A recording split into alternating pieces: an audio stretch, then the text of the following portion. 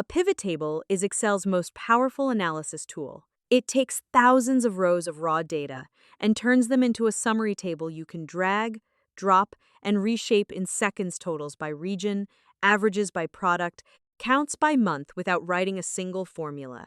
You have a list of transactions and need totals by category.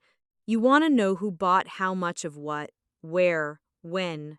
You need to summarize data quickly and answer follow-up questions on the fly. Click anywhere in your data, ideally a table, so it auto-expands. Insert Pivot Table. Choose the destination. New Worksheet is usually best. Click OK, an empty Pivot Table appears, with the PivotTable Fields pane on the right. Drag field names from the top of the pane into one of four areas.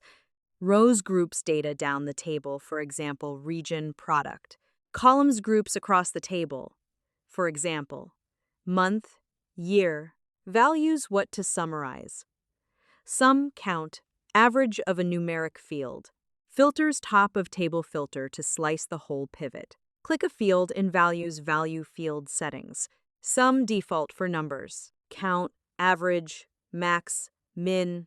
Show values as percentage of total, percentage of row, running, total, rank. Region in rows, sum of sales in values, total sales per region.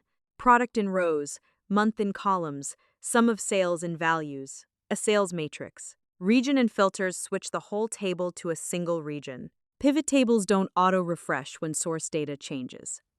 Right-click Refresh, or Pivot Table Analyze Refresh All, after editing the source. With a table of transactions, date, region, product, quantity, revenue. We insert a pivot table on a new sheet. Drag region to rows, revenue to values instant regional totals. Drag product to columns, a region tier product matrix. Change sum of revenue to show values as percent of grand total for share analysis.